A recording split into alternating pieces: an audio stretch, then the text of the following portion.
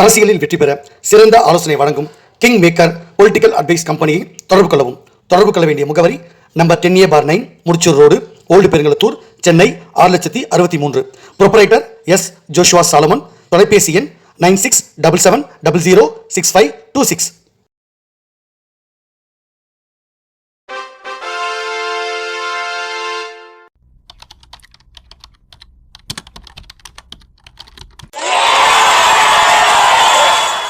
உலகத் தமிழ் ரசிகர்கள் அத்தனை பேருக்கும் என்னுடைய பணிவான வணக்கம். நான் செந்தில்குமார். இந்த பதிவில் நான் பார்க்க போகிறது, நம்ம முன்கூட்டியே சொல்லியிருந்த மாதிரி ஸ்டாலின் அவர்கள் உடல்நிலை பாதிக்கப்பட்டதுனால இப்போ அவரால் நடக்கவே முடியல அப்படின்றது. அவருடைய கால்கள் செயல் இழந்துருச்சு, அவருடைய கால்கள் பலம் இழந்துருச்சு. மரியாதைக்குரிய கலைஞர் அவர்கள் எப்படி தன்னுடைய கடைசி காலங்களில் வீல் சேரில் உட்காந்துக்கிட்டே எப்படி அரசியல் செய்தாரோ அந்த மாதிரியான ஒரு நிலைமை ஸ்டாலினுக்கு வரும் அப்படின்னு நான் முன்கூட்டியே சொல்லியிருந்தேன். அது இப்போது உறுதியாயிடுச்சு. அண்மையில் மரியாதைக்குரிய அந்நியார் தேமுதிக கட்சியுடைய பொதுச் செயலாளராக பட்டம் சுட்டி கொண்ட அந்நியார் அவர்கள் ஸ்டாலின் அவர்கள் இல்லத்திலேயே அவரை போய் சந்தித்து அவர்கிட்ட பேசியிருக்காங்க. அப்படி பேசும்பொழுது அவர் அமர்ந்த நிலையில் உட்கார்ந்து பேசுகிறாரு.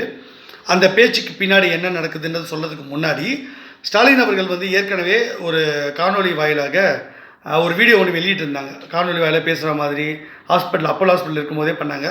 அப்போவே அவர் கூட்டிகிட்டு சேரில் உட்கார வைக்கும் போது அது கொஞ்சம் எடிட் பண்ணி தான் காமிச்சாங்க. நடக்கிறது ரொம்ப மெதுவாக, செப்பல் போட்டுக்கிட்டு மெதுவாக நடந்து வந்தார்.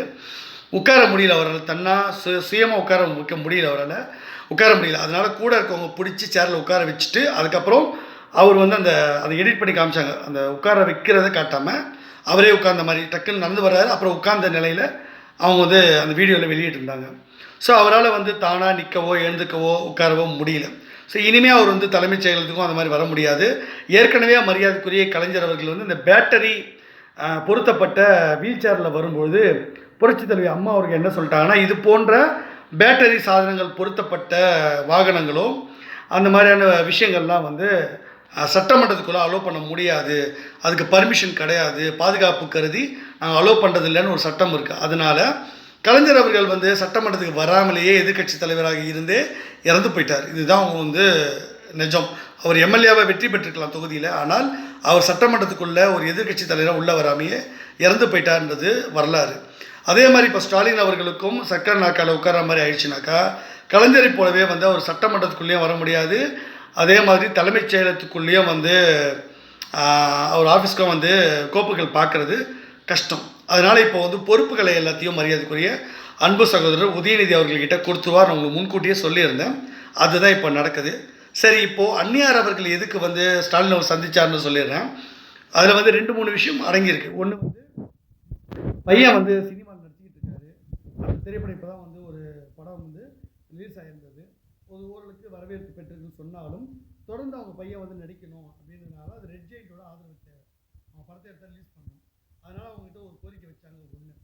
இன்னொன்று, ஏற்கனவே தேமுதிக தலைவர் மரியாதைக்குரிய விஜயகாந்த் அவர்கள் உடல்நிலை பாதிக்கப்பட்டிருந்த பொழுது மரியாதைக்குரிய ஸ்டாலின் அவர்கள் அவரை போய் மரியாதை நிமித்தமாக சந்தித்து அந்நியார்கிட்ட நலம் விசாரித்தாங்க.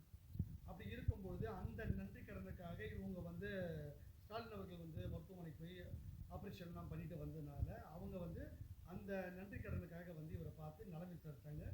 விஷயம் 2. 3வது விஷயம் என்னன்னாக்கா, இந்த கூட்டணி தேர்தலில் எப்படி நாம் திமுகவோட கூட்டணி போகிறதா என்ன அப்படின்னு பற்றி அவங்க ஃபைனலைஸ் பண்ணுறதுக்காக ஒரு முடிவில் இருக்காங்க. ஏற்கனவே எடப்பாடி அவர்கள் அவங்களுக்கு ராஜ்யசபா எம்பி தரேன்னு சொல்லி ஏமாற்றிட்டாருங்கிற கோபம் அவங்களுக்கு இருக்குது. என்டிஏ கூட்டணியில் இணையறதுக்கான நான் ஒரு கடிதமும் எல்லாருக்கும் அனுப்பியிருந்தேன்.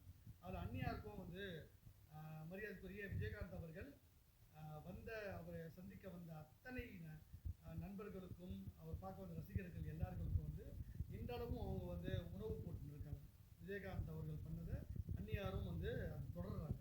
அப்படின்னா உணவுக்கு ரொம்ப ஒரு முக்கியத்துவம் கொடுத்தார். அதனால் தமிழக அமைச்சரவையில் பாஜக நம்ம வெற்றி பெற்று ஆட்சி அமைக்கும் போது அந்த அமைச்சரவையில் விஜயகாந்த் அவருடைய மனைவியாக அந்நியார் அவர்களுக்கோ அவருடைய கட்சியை சார்ந்தவர்களுக்கோ யாராவது ஒருத்தருக்கு எம்எல்ஏ வெற்றி பெற்று வரும்போது அவங்களுடைய அமைச்சரவையில் சத்துணவுத்துறையை கொடுக்கணும் அப்படின்னு நான் பரிந்துரையை அவங்க எழுதியிருந்தேன்.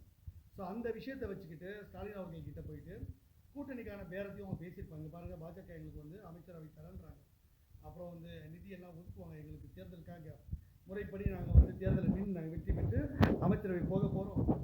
நீங்கள் ஏதாவது கூட்டணியில் நீங்கள் எதாவது பரிசீலனை பண்ணுறீங்களா? நீங்கள் ஏதாச்சும் எங்களுக்கு எம்பி பதவி உங்களுக்கு ஏதாவது வாய்ப்பு இருக்கா? செய்ய முடியுமா?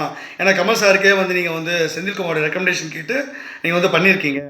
அப்படின்னும் போது எங்களுக்கு வந்து ஒரு எம்பி சீட்லாம் கொடுப்பீங்களா? இது தடவை அப்படின்ற மாதிரி ஒரு பேச்சுவார்த்தை நடத்துறதுக்கும் அவங்க செஞ்சுருக்காங்கன்றது தான் தகவல். ஸோ அதனால் 3 விதமான விஷயமும் நடந்திருக்கு. ஒன்று மரியாதை நிமித்தமான சந்திப்பு, இன்னொன்று அவங்க பிள்ளைய வந்து ஹீரோவாக்கு தொடர்ந்து படம் வெளியிடுறதுக்கான ஒரு விஷயம், 3வது கூட்டணி விஷயமும் பேரமும் பேசியிருக்காங்க. இது வந்து ஒரு வரவேற்கத்தக்க விஷயம்தான். அவங்களுக்கு வந்து ஸ்டாலின் அவர்கள் கண்டிப்பாக அமைச்சர் இடம் தரேன்னு சொல்ல போகிறதில்ல. எம்பி சீட்டு ஒன்று தரேன்னு சொல்லுவார். அது ஒன்றா வாக்கு கொடுத்தா நிறைவேற்ற வாய்ப்பு இருக்குது. ஆனால் மக்களும் தொண்டர்களும் திமுக கூட போகிறத விரும்ப மாட்டாங்க. ஏன்னா மரியாதைக்குரிய கேப்டன் அவர்கள் உயிரோடு இருக்கும் பொழுதே எவ்வளவோ கலைஞர்களை கெஞ்சியும் பழம் நழுவி பாலில் விடும், அது நழுவி வாயில் விடும் காத்துக்கிட்டு இருந்த சூழ்நிலை கூட விஜயகாந்த் அவர்கள் ஒரு ஒரு முறை கூட நான் திமுக கூட போவேன்னு சொல்லவே இல்லை. அவர் அதிமுக கூட்டணி வச்சதே பெரிய விஷயம். அவர் வந்து திமுகவை வந்து தன்னுடைய எதிரியாக தான் பாதித்தார். கொள்கை ரீதியான எதிரி திமுக நினைச்சு முடிவு பண்ணிட்டாரு. ஆனால் அந்நியார் வந்து தேமுதிக கட்சி வந்து கூட்டணி வந்து திமுக கூட போனாங்கன்னா அதை தொண்டர்களும் விரும்ப மாட்டாங்க. விஜயகாந்த் அவருடைய ஆன்மாவும் விரும்பாது. ஏன்னா விஜயகாந்துடைய மரணத்துக்கும் அவருடைய வீழ்ச்சிக்கும் காரணம் திமுக தான் முதற் காரணம். முதலும் அவங்க தான், முடிவும் அவங்க தான். அதனால வந்து கண்டிப்பாக அது சேர்றத விஜயகாந்த் அவருடைய ஆன்மாவும் மன்னிக்காது, தொண்டர்களும் ஏற்றுக்க மாட்டாங்க. தேமுதிகக்கு ஒரு பின்னடைவை வரும். ஏன்னா திமுக வந்து வெற்றி பெறதோ என் கையில் இருக்குது. ஸோ அவங்க வந்து என்ன முடிவெடுக்க போகிறாங்கன்னு பொறுத்து பார்ப்போம். ஸோ இந்த விஷயத்தில் நான் சொன்னது நடந்துச்சு. கூட்டணி விஷயமும் சரி, ஸ்டாலினோட உடல்நிலை பாதிக்கப்பட்டதும் சரி, இது எல்லாத்தையும் நம்ம சொல்லி முடிச்சோம். கரெக்டாக அப்படிதான் நடக்குது. விஷயம் தெரிஞ்சவங்க புரிஞ்சுக்கங்க, புரியாதவங்களுக்கு பெட்டர் லக் நெக்ஸ்ட் டைம். இந்த பதிவு உங்களுக்கு பிடிச்சிருந்தா சேனல் லைக் பண்ணுங்கள், ஷேர்